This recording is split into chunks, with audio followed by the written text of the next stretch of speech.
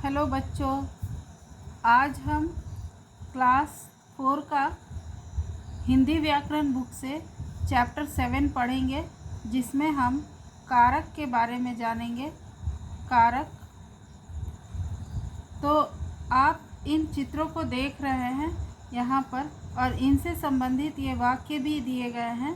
तो अब हम इन वाक्यों को पढ़ेंगे और इनमें हम कारक चिन्हों को पहचानेंगे। सबसे पहले आप देख रहे हैं, अध्यापक ने हर्षित को उपहार दिया। ये अध्यापक हैं और ये हर्षित इसको उपहार दे रहे हैं। तो इसमें अध्यापक संज्ञा है, हर्षित भी संज्ञा है, उपहार भी संज्ञा है और दिया क्रिया है। तो इन जो शब्द हैं, संज्ञा शब्द हैं, इनको क्रिया से जोड़ने के लिए ये इन रंगीन शब्दों का प्रयोग किया गया है, ने और को। जिसको ये देख रहे हैं, इसको उभारा गया है ताकि आपका ध्यान इन शब्दों पर विशेष तौर पर जाए। उसके बाद दूसरा चित्र है ये पलंग का। इसमें वाक्य है, पलंग पर तकिया रखा है। तो पलंग पर तकिया रखा है, ये आप देख रहे हैं। तो ये पलंग संज्ञा है, तकिया संज्ञा है और रखा क्रिया है। तो इसमें भी ये देख रहे हैं, पर है, पलंग पर, तो ये पर भी कारक है। उसके बाद तीसरा वाक्य है, मेरी फ्रॉक अलमारी में है। तो मेरी सर्वनाम है और फ्रॉक संज्ञा है, अलमारी भी संज्ञा है और में है। तो ये जो है, इसमें में जो है वो कारक है। तो इस तरह से ये चित्र में आप देख रहे हैं। तो ऊपर दिए गए वाक्यों में रंगीन शब्द किसी न किसी रूप में क्रिया शब्द से जुड़े हुए हैं, चाहे वो ने हो, को हो, पर हो या में हो। तो ये अलग अलग रूप में ये क्रिया शब्दों से जोड़ रहे हैं। ये शब्द संज्ञा या सर्वनाम का संबंध, जैसे आप देख रहे हैं यहाँ संज्ञा है और यहाँ सर्वनाम है, तो इनका संबंध क्रिया के साथ बतला रहे हैं। तो इन शब्दों के बिना वाक्य का कोई अर्थ नहीं निकलता है। इन शब्दों को अगर निकाल दें, जैसे कि ने, को, पर, में, इन शब्दों को निकाल दें तो वाक्य का कोई अर्थ नहीं बनेगा। तो वाक्य को कंप्लीट यानी पूरा संतुलित सार्थक बनाने के लिए इसमें कारक चिन्हों का प्रयोग किया जाता है, जिससे कि वाक्य में संज्ञा और सर्वनाम का कारक से जुड़ाव होता है, कारक से संबंध, क्रिया से संबंध स्थापित होता है। तो उन्हें ही हम कारक चिन्ह कहते हैं। अर्थात जो शब्द संज्ञा या सर्वनाम पदों का क्रिया के साथ संबंध बतलाने वाले शब्द कारक या विभक्ति कहलाते हैं, यानी कारक को विभक्ति भी कहते हैं। तो बच्चों, अब आप समझ गए होंगे कि संज्ञा या सर्वनाम को क्रिया से जोड़ने वाले शब्द को कारक या विभक्ति कहते हैं, और ये इस तरह के होते हैं। अब आप कारक के भेदों को जानें। तो कारक के कुल 8 भेद होते हैं। कारक के कुल 1 या 2 या 5, 4, 5 नहीं, बिल्कुल 8 भेद होते हैं कुल मिलाकर।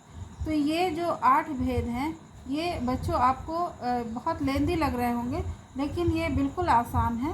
बस थोड़ा आपको इसका तरीका आपको देखना होगा कि इस तरह से हम इसको समझें और स्मरण करें। तो सबसे पहले आप देखें, ये कर्ता कारक है, और कर्ता कारक के बाद है कर्म कारक, उसके बाद करण कारक, संप्रदान कारक, अपादान कारक, संबंध कारक, अधिकरण कारक और अंत में संबोधन कारक। तो ये तो हो गए आपके कारक। अब हम इन 8 कारकों के भेदों के चिन्हों के बारे में जानेंगे कि इनके चिन्ह क्या हैं, यानी कर्ता कारक का कौन सा शब्द है जो कर्ता कारक कहलाता है। तो यहाँ आप इस सूची को देखें। इस सूची में कारक भी दिए गए हैं और उनके ठीक सामने उनके चिन्ह भी दिए गए हैं। तो जैसे आप देख रहे हैं, कर्ता जो कारक है, कर्ता कारक, उसका कारक चिन्ह है ने। तो हम इसको अपनी सहूलियत के लिए हम इस तरह से याद करेंगे, कर्ता ने, यानी कर्ता का कारक चिन्ह हुआ ने। उसके बाद कर्म कारक है, कर्म कारक का कारक चिन्ह हुआ को, यानी को शब्द जो है वो कर्म कारक हो गया। तो कर्म को, कर्ता ने कर्म को। तो इसको स्मरण करने के लिए हम इस तरह से पढ़ेंगे, करण से संप्रदान के लिए, अपादान से संबंध का के की, रारेरी नाने नी, अधिकरण में पर, संबोधन है ओ अरे अजी।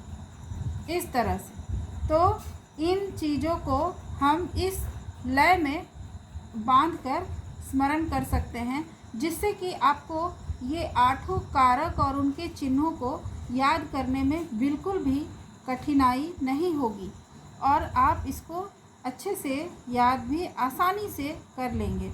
ये नहीं लगेगा कि 8 भेद हैं और इनको याद करना बहुत कठिन है।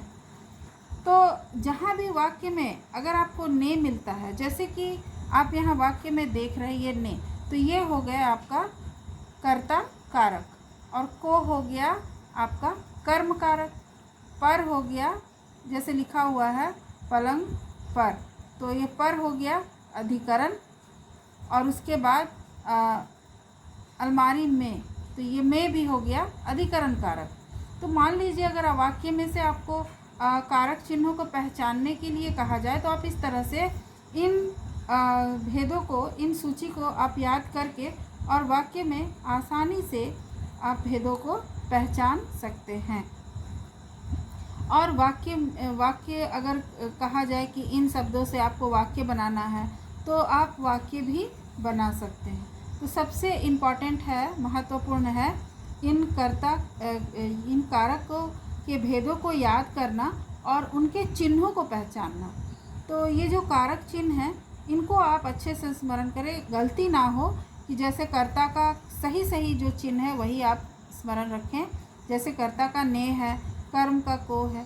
तो मैं फिर से आपको बता दूं किस लय में आपको इस सूची को याद करना है। तो इस तरह से आप पढ़ सकते हैं, कर्ता ने कर्म को करण से या के द्वारा, संप्रदान के लिए, अपादान से, संबंध का के की, रा रे री ना ने नी, अधिकरण में पर, संबोधन है अरे अजी। तो ये हो गया आपका कारक और कारक के चिन्ह। उसके बाद कुछ और भी इस पाठ से संबंधित कुछ विशेष बातें हैं जिनको जानना भी आपके लिए अति आवश्यक है। तो ये विशेष बातें इस प्रकार हैं, कारकों को परसर्ग और कारक चिन्हों को विभक्ति भी कहा जाता है। तो ये इनके दूसरे नाम हैं। तो अगर आप कहीं पर परसर्ग देखें तो आप समझ जाएं कि इनको कारक कहा जाता है। कारक और परसर्ग एक ही चीज़ है, बस उनके नाम में अंतर आ जाता है। कारक चिन्हों को विभक्ति भी कहते हैं। तो इस तरह इनके भी 2 नाम हो गए। तो आप मतलब कंफ्यूज ना होए कि क्या है। तो विभक्ति को कारक चिन्ह भी कहा जाता है। तो इसके बाद एक और महत्वपूर्ण बात है, उसको कारक जो है विकारी शब्द होते हैं। अब बच्चों, आप विकारी और अविकारी के बारे में तो जानते ही हैं। तो इस तरह से कारक जो है वो अविकारी ना होकर विकारी शब्द होते हैं। तीसरा जो महत्वपूर्ण बात है वो ये कि कारक के बिना वाक्य अधूरा होता है। यानी कारक अगर वाक्य में ना हो तो वाक्य बन ही नहीं सकता, क्योंकि सिर्फ संज्ञा या सिर्फ सर्वनाम शब्दों से कभी वाक्य नहीं बनता। उसमें क्रिया होते हैं और क्रिया को जोड़ने के लिए कारक चिन्हों की अति आवश्यकता होती ही है। इसीलिए कारक के बिना वाक्य अधूरा होता है। तो ये हो गया आज का हमारा बहुत ही महत्वपूर्ण पाठ कारक, जिसको आप अच्छे से पढ़ें और इन्हें आप स्मरण करें। अब आ जाएं इनके एक्सरसाइज, इनके अभ्यास प्रश्नों पर आप ध्यान दें। तो पहला जो प्रश्न है वो है कि कारक किसे कहते हैं। तो बच्चों, मैंने अभी आपको बताया कि संज्ञा या सर्वनाम शब्दों का क्रिया के साथ जो शब्द संबंध बताते हैं उन शब्दों को कारक कहा जाता है। यानी संज्ञा या सर्वनाम को जोड़ने वाले, क्रिया के साथ जोड़ने वाले शब्दों को कारक कहा जाता है।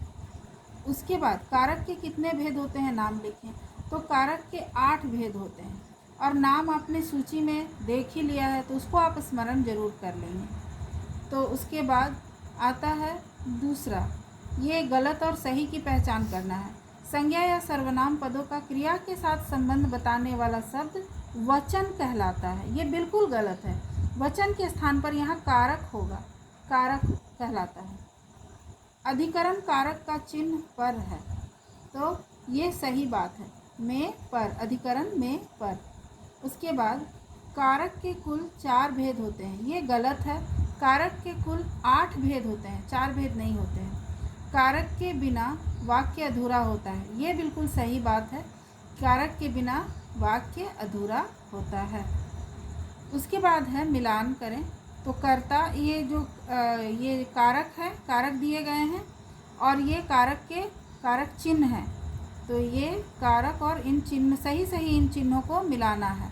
तो कर्ता का क्या होता है, कर्ता ने, कर्म को, करण से, संप्रदान के लिए, इस तरह से। तो अगर आप इनके भेदों को, इनके चिन्हों को सही सही याद कर लें तो आप आराम से इनको मिला सकते हैं। इसलिए मैंने आपको बताया कि इनके भेदों को याद करना बहुत आवश्यक है। उसके बाद है वाक्यों में उचित कारक चिन्ह लगाकर पुनः लिखें। मामा जी कुर्सी पर बैठे हैं, यहाँ पर होगा, कुर्सी के बाद पर होगा, पर कारक चिन्ह, कुर्सी पर बैठे हैं। उसके बाद गिलास पानी गिर गया, तो यहाँ होगा गिलास से पानी गिर गया। उसके बाद सुनील बस बैठा है, यानी सुनील बस में बैठा है। उसके बाद राम एक व्यक्ति नाम है, तो राम एक व्यक्ति का नाम है। तो इस तरह से इसके बीच बीच में जहाँ पर सही उचित है वहाँ पर कारक चिन्हों का प्रयोग किया जाएगा। उसके बाद है विकल्पीय प्रश्न। तो ने किस कारक का चिन्ह है, तो ने कर्ता कारक का चिन्ह है, कर्ता ने। उसके बाद कुछ और भी विकल्पीय प्रश्न इस प्रकार हैं।